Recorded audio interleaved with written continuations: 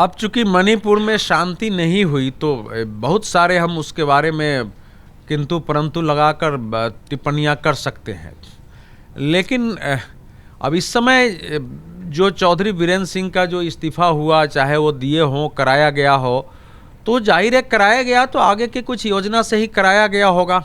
कोशिश हुई कि राजनीतिक सरकार के रहते हुए और राजनीतिक तरीके से बातचीत कर उसके समाधान की कोशिश हो, लेकिन मुझे लगता है बहुत सारी जानकारियां हम लोगों के पास नहीं होती है, केंद्रीय गृह मंत्रालय के पास, और बहुत सारे ऐसे भी समाचार पत्रों में और जानकारियां आती रही है कि वहाँ की जो स्थानीय समस्या है वो तो अपनी जगह है ही है, लेकिन अंतर्राष्ट्रीय स्तर पर भी उसके विरुद्ध, खासकर जो हमारे पूर्वोत्तर से लगे हुए देश हैं उसके अंदर भी उसको लेकर के और काफ़ी लंबे समय से एक वहाँ हिंसक आंदोलन करने, युद्ध करने की एक तैयारी चल रही थी, और उसकी भी बड़ी भूमिका है और वो भी कई जगह आई है, बातें आई हैं, तो वो सोच समझ के किया गया होगा और उसके परिणाम शायद देखने को मिलेंगे। लेकिन पूर्वोत्तर की पूरी जो समस्या है, पूर्वोत्तर की पूरी समस्या वो आज की समस्या नहीं है, लंबे समय की समस्या है।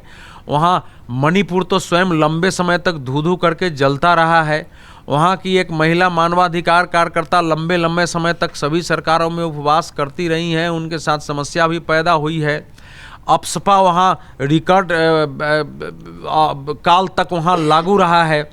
उस अप्सपा को कमज़ोर करने, उसको हटाने, ये सब काम नरेंद्र मोदी सरकार ने ही धीरे धीरे किया। मानवाधिकारवादी, वामपंथी, बाकी लोग मांग जरूर करते रहे, लेकिन कभी हुआ नहीं। पूरे पूर्वोत्तर से जो अप्सपा था, जिसके कारण वहाँ सैनिकों को, अर्ध सुरक्षा बल को विशेष अधिकार थे, उनको अगर वापसी का, पूरी तरह समाप्त करने का, कम करने का, क्षेत्रों को सीमित करने का, वो वही हुआ है।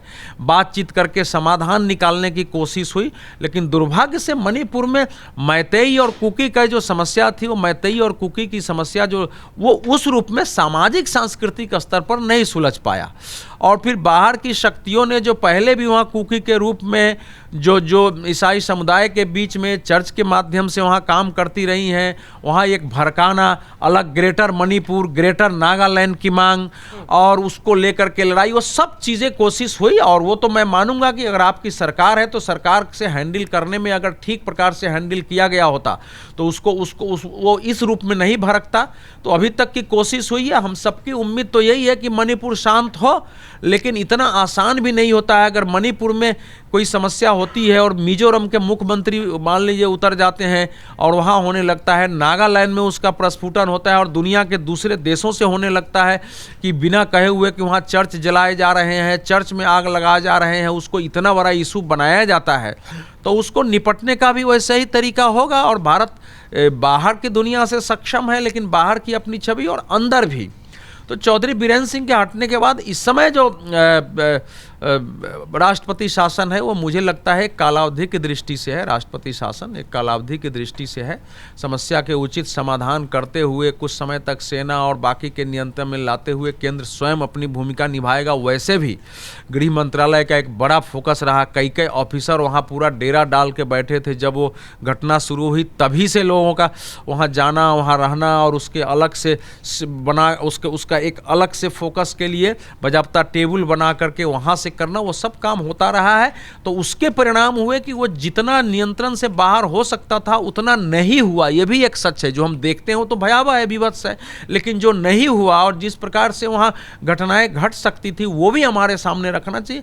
हम सबकी उम्मीद है, केंद्र सरकार ने राष्ट्रपति शासन लागू किया है तो राष्ट्रपति शासन से बचना चाहिए, लेकिन मणिपुर जो है, असम है, उस क्षेत्र का मिजोरम, मेघालय, 3 साल सरकार बची हुई है, 3 साल सरकार बची हुई है, तो इसलिए सवाल तो होगा। विपक्ष लगातार कह रहा है कि हाथ से निकला है मामला।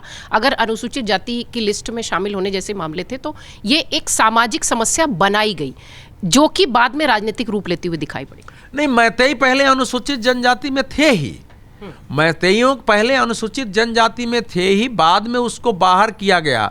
और वहाँ अगर हाई कोर्ट ने ऑर्डर दिया तो हाई कोर्ट का ऑर्डर तो फिर वो केंद्र को करना था, सुप्रीम कोर्ट आ सकता था, उसको इशू बना के आग लगाने की कोशिश हुई। न तो उस पर केंद्र ने कोई फैसला किया था, स्टेट गवर्नमेंट का राइट है कि उसको केंद्र के पास भेज देना, उस पर सुप्रीम कोर्ट भी बचा हुआ था, कोई फैसला नहीं हुआ। वो तो थे ही, भाई वहाँ मैतेई जो है परंपरागत रूप से उन आदिवासी समुदाय में आते हैं, वो हिंदू समाज के रूप में गिने जाते हैं और उनका जीवन रहन सहन, और मैतेई वहाँ अगर सुरक्षित हैं, मैतेई अगर शांत और स्थिर हैं तो भारत की एकता अखंडता की गारंटी होती है वहाँ मैतेई समुदाय। लेकिन मैतेई समुदाय की भी इमेज खराब करने की उसमें कोशिश हुई है। प्रश्न उठाने वाले उठाएंगे, लेकिन हमारे देश में विपक्ष के पास भी क्या उस समस्या का कोई समाधान उचित था? क्या विपक्ष ने वैसी कभी कोशिश की? जब विपक्ष की सरकार रही तब उन समस्या का, उस समस्याओं का क्या हुआ? वो तो जो बंदी कही जा रही है ना, 2-2 साल 2.5 साल तक वो हाईवेज बंद रहा है, जिसको कहा गया कि अभी जाम है, उस सब के पुराने रिकॉर्ड है।